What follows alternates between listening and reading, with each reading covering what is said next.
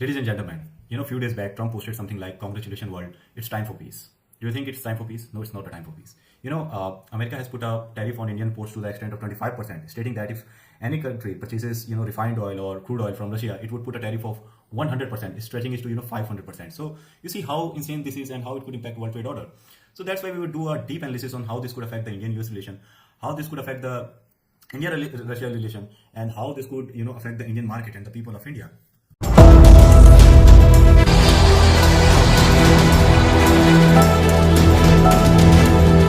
That's what US President Donald Trump has claimed our sanctions. I understand India no longer is going to be buying oil from Russia. That's what I heard. I don't know if that's right or not, but that's a good step. We'll see what happens, okay? हमारा जो broad approach मतलब जो हमारा approach और रवैया है उससे आप भली भांति अवगत हैं कि जो बाज़ार में अंतर्राष्ट्रीय बाज़ार में जो तेल मिलता है किस भाव पे मिलता है और उस समय या इस समय जो भी वैश्विक माहौल है इसको लेके हम इस पर निर्णय करते हैं। हेलो एवरीवन, तो हम बात करेंगे यूएस इंडिया के ट्रेड रिलेशंस की under Trump administration on topics like tariff, oil and geopolitical challenges की।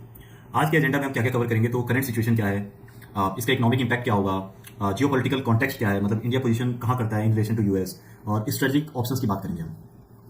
अब ट्रम्प ने रिसेंटली अनाउंसमेंट किया है टैरिफ के लिए, तो इनिशियल टैरिफ अनाउंसमेंट है 25% on Indian goods and it has dashed hopes for anticipated trade deal. तो इंडिया और यूएसए के बीच में ट्रेड डील होने जाना था और उसके आसार भी अब बहुत कम है कि वो ट्रेड डील होगा। और जहां तक सेकेंडरी टैरिफ थ्रेट की बात है, तो warning of 100% secondary tariffs on Russian trading partners and US law maker considering bill for up to 500 tariffs. तो यूएसए का कहना है कि अगर कोई भी जो कंट्री है जो कि रशिया से ऑयल परचेज कर रहा है पर्टिकुलरली फॉर इंडिया, तो 100% टैरिफ जो है वो लेवी करेगा। और यूएस लॉ मेकर कह रहे हैं कि अगर आप नहीं माने तो हम इसे 500% तक भी जो है वो लेके जा सकते हैं। अब हम इंडिया रशियंस ऑयल इंपोर्ट, मतलब इंडिया जो है रशिया से कितना ऑयल इंपोर्ट करता है, इसके बारे में जानेंगे। तो ग्लोबल पोजीशन फर्स्ट है, India is now the biggest customer of Russian crude oil by volume. सबसे बड़ा कस्टमर जो है वो रशिया का जो है वो इंडिया है, सबसे ज्यादा जो ऑयल परचेज करता है। सेकंड इन डॉलर वैल्यू, मतलब after China in terms of total spending on Russian energy, मतलब हम जो भी क्रूड ऑयल या जो भी एनर्जी की चीजें हम परचेज करते हैं जो डॉलर में हम पे करते हैं, वो सेकंड जो है पोजीशन पे हम आते हैं आफ्टर चाइना। और इंपोर्ट शेयर की बात करें तो more than a third of India's crude oil imports come from Russia. तो मतलब जितनी भी हमारे देश में क्रूड ऑयल की जरूरत है उसमें से 1/3 जो है हम किससे इंपोर्ट करते हैं, तो हम रशिया से इंपोर्ट करते हैं। So this is how Russia is important to us.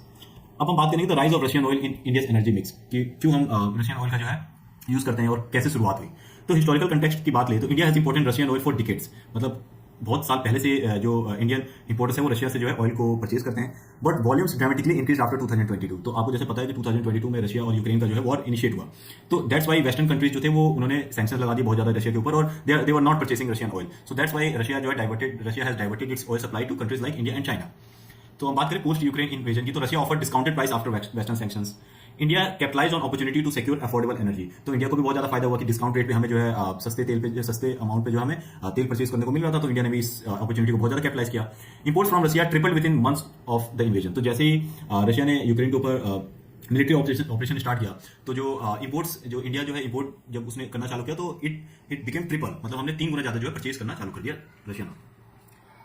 अब जो ट्रम्प ने जो न्यू टैक्स लेवी किया है, इसके अगेंस्ट में हमारे इंडियन ऑफिशियल्स ने क्या रिस्पॉन्स दिया है, तो उनका कहना है कि there were double standard in Trump's threat to punish Russia trade partners. और ये क्यों कहना है, क्योंकि जो रशियन एनर्जी है वो यूरोपियन कंट्रीज भी बाय करती हैं। आपको पता होगा कि यूरोपियन कंट्रीज आर वेरी जो वहाँ का टेम्परेचर होता है बहुत कोल्ड होता है, तो उनको एनर्जी सप्लाई की बहुत ज्यादा जरूरत होती है, और वो जो है थ्रू गैस पाइपलाइन रशिया से जो है परचेज करते हैं। तो इसलिए इंडिया का कहना है कि ये तो डबल स्टैंडर्ड है। If you want us to mitigate the purchase of Russian oil, but you are not saying European unions, so this is called double standard. So इनका कहना है कि I am not worried at all, if something happens we will deal with it. अब बात करते हैं India limited leverage in the dispute. क्यों India को अमेरिका की बात सुननी भी पड़ सकती है। पहली बात है trade imbalance. India enjoys a trade surplus with the US, making it vulnerable to tariff threats. तो आपको पता होगा कि जो इंडिया है इसका चाइना के साथ बहुत ज्यादा ट्रेड डेफिसिट होता है, लेकिन यूएस सबसे बड़ा मार्केट है इंडिया के लिए, और हमेशा ट्रेड सरप्लस होता है, मतलब हम इंपोर्ट कम करते हैं, एक्सपोर्ट ज्यादा करते हैं। एक्सपोर्ट डिपेंडेंसी है। The US is India's largest export market, accounting for approximately 80% of all Indian export. तो जो इंडिया एक्सपोर्ट करता है, जो टोटल 100% में से 80% जो एक्सपोर्ट है वो मेनली यूएस को हम करते हैं। तो that's why we have a dependency on export to the US market.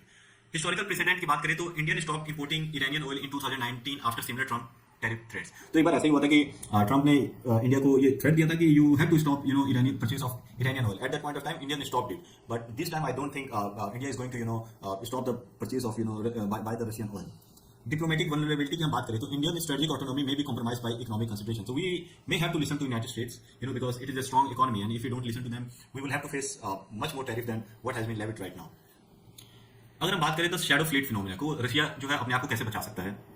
Russian sanction evasion strategy. तो शैडो फ्लीट क्या होता है? शैडो फ्लीट ना एक स्ट्रेटजी होती है. इसमें क्या होता है, जैसे एज एन एग्जांपल अमेरिका ने यूरोप को कहा कि you don't have to buy Russian oil. Okay, मतलब रशिया का जो शिप है वो आपकी टेरिटरी के अंदर जो है एंटर नहीं कर सकता.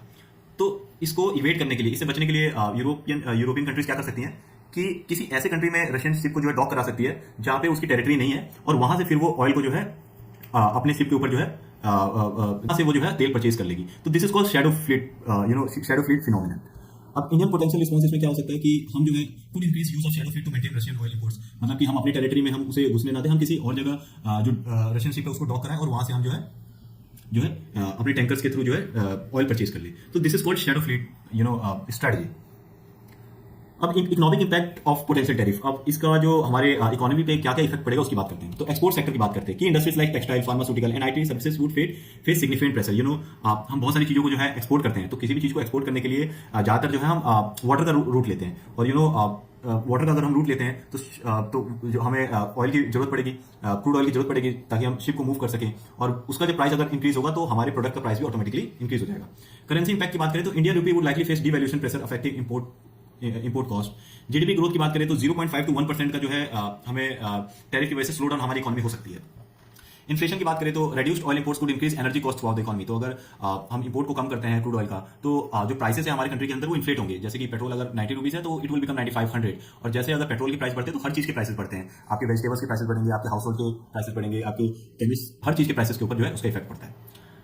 अब इसके डिप्लोमेटिक फॉलोआउट क्या है? मतलब ये पार्टनरशिप जो हमारा इंडिया और यूएस का था, इसमें it will see some slow down और it will see some positive impact. तो अगर बात करें कि यूएस इंडिया रिलेशनशिप की, which had been strengthening under the Quad alliances, could face significant setbacks.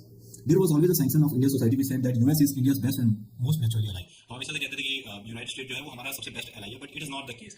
But increasingly the US keeps threatening India with sanction where they are not aligned with Indian interest. तो जहां पे India के interest की बात हो रही है वहां पे यूएस जो है वो सैंक्शन की बात करता है. वो इस चीजों को कंसिडर नहीं करता कि इससे इंडियन कस्टमर या इंडियन की मार्केट बहुत ज्यादा अफेक्ट होंगी. अब कॉन्ट्राडिक्शन की बात करते हैं इन यूएस इंडिया रिलेशन की. तो ट्रम्प मॉली फ्रेंडशिप, जैसे आप देखते हैं कि many in India celebrated Trump's री इलेक्शन, कि हम सोचते थे कि ट्रम्प दोबारा जब री इलेक्टेड होंगे तो इंडिया के लिए बहुत ही ज्यादा वो हेल्पफुल होंगे, लेकिन ऐसा नहीं हुआ है. वीजा कैंसिलेशन हुए हैं. US cancelled visas for Indian student and deported immigrants. मतलब जितने इंडियन स्टूडेंट जो थे जो फॉरेन में यूएस में पढ़ने के लिए जाते थे, उनमें से बहुत लोगों को मतलब उसने डिपोर्ट किया है. बहुत सारे यूनिवर्सिटीज है यूनाइटेड स्टेट्स में जिसमें इंडियंस को या फॉरेनर्स को जो है एडमिशन से भी जो है ये रोक रहे हैं, ताकि इनके इकोनॉमी में, मतलब इनके जो बच्चे हैं वो वहां पे अच्छे तरीके से पढ़ सके.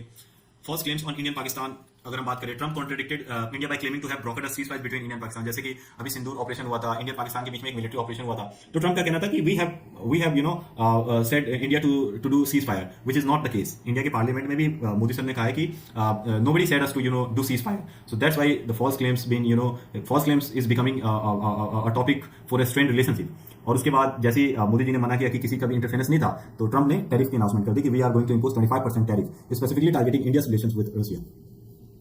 अब हमारे पास इंडिया के अंदर क्रूड ऑयल की कमी तो पड़ेगी, लेकिन हम इस डिलेमा से, इस दुविधा से कैसे निकल सकते हैं? तो ग्रोइंग इकोनॉमी की बात करते हैं. तो India needs affordable energy to fuel its rapid economic growth and development. तो हमें एनर्जी को जो है अपनी डाइवर्सिफाई भी करना पड़ेगा. जरूरी नहीं कि हम रशिया से ही मंगाएं, हम मिडिल ईस्ट कंट्री जैसे सऊदी अरेबिया, कुवैत हो गया, इन यहाँ पे भी अपने बकेट को डाइवर्सिफाई कर सकते हैं और इनसे भी हम बहुत ज्यादा क्रूड ऑयल परचेज कर सकते हैं. हमें स्ट्रेटेजिक बैलेंस बना के भी चलना है. India must balance energy security needs with diplomatic pressure from western allies. तो अगर वेस्टर्न अलाइज हमारे ऊपर अगर डिप्लोमेटिक प्रेशर डालते भी है, तो हमें अपने हितों को ध्यान में रख के, अपनी एनर्जी सिक्योरिटी को ध्यान में रख के आगे बढ़ना पड़ेगा. अब यहाँ पे चाइना का फैक्टर भी आते हैं कि जैसे इंडिया के यूएस के लिए इंडिया एज अ फ्रेंड है, but China is a foe. So India to US, अगर चाइना फैक्टर की हम बात करें, shared strategic concern, both India and the US views China's growing influence as strategic challenge. तो अगर हम बात करें, अगर हम चाइना फैक्टर की बात करते हैं इन दौरान बीच में, तो इंडिया और यूएस दोनों जो है चाइना को एज अ ग्रोइंग इन्फ्लुएंस देखते हैं इस रीजन के अंदर, लेकिन कंपीटिंग इंटरेस्ट भी है दोनों कंट्रीज का। Trump identified both India and China as Russia's largest energy buyer. तो एक तरफ तो इंडिया और यूएस जो है मिलकर काम करते हैं चाइना को रोकने में, पर वहीं पे यूएस जो है देखता है कि इंडिया और चाइना जो है रशिया के लार्जेस्ट एनर्जी बायर्स है, जिससे जो रशिया को जो है फायदा मिलता है, और Russia is the biggest enemy of United States. तो एक ये कॉन्फ्लिक्ट इंटरेस्ट हो जाता है। Potential for driving India closer to China if push too hard on Russian oil. तो यूएस को ये भी पता है कि अगर इंडिया को हमने बहुत ज्यादा पुश किया तो ये चाइना की तरफ जो अलाइन होना चालू हो जाएगा, और it will be detrimental for the US economy. India में pursue alternative financial arrangement outside US influence. तो इंडिया को अभी जरूरत है कि अपने पॉकेट को डाइवर्सिफाई करे। We have to see our interest in other countries like Middle East और अदर ऑयल प्रोड्यूसिंग कंट्रीज। अब हम बात करते हैं कि पोटेंशियल सिनेरियोस क्या हो सकते हैं और आउटकम्स इसके क्या हो सकते हैं, इस टैरिफ मायने क्या हो सकते हैं। फुल कंप्लायंस, या तो ऐसा हो सकता है कि इंडिया जो है टोटली रिड्यूस कर दे ऑयल इंपोर्ट को significantly and start to seek alternative supplies. मतलब रशिया से हम कुछ भी परचेज ना करें, हम सीधे मिडिल ईस्ट या फिर ऐसी कंट्रीज जो कि ऑयल प्रोड्यूस करती हैं, हम सीधे उनके पास जाए। तो इससे क्या होगा, हमारा रशिया के साथ रिलेशन बहुत ज्यादा बिगड़ जाएगा। टेक्निकल कंप्लायंस की बात करें, India increase use of shadow fleet. Technically हम क्या कर सकते हैं कि जो हम ये कह सकते हैं कि हाँ हम आपकी बात तो मान रहे हैं, लेकिन हम रशिया से बाई शैडो फ्लीट जो हम चीजों को परचेज कर सकते हैं। जैसे कि मैंने आपको पहले बताया था कि हम अपनी टेरिटरी में हम उसको डॉक नहीं करने देंगे उनके शिप को, हम किसी और टेरिटरी में उसको डॉक करा के अपने टैंकर से वहां से हम ऑयल को परचेज कर सकते हैं। नेगोशिएटेड एक्सेप्शन हम ले सकते हैं। हम यूएस एडमिनिस्ट्रेशन से बात कर सकते हैं कि हमें एग्जेम्पशन दो, ताकि हम, क्योंकि हमारी एनर्जी नीड्स बहुत ज्यादा है इन द वर्ल्ड। और सबसे लास्ट है डिफाइंस। डिफाइंस मतलब इंडिया रिफ्यूज टू कंप्लाई, जो कि अभी हमें दिख रहा है। इंडिया सीधे मना कर रहा है कि हम नहीं झुकेंगे, we will accept tariff and seek closer ties with Russia and potentially China. So ladies and gentleman, this is the overview of how this impact is going to happen on Indian economy and how we can withstand the US tariff. Thank you very much, ladies and gentlemen.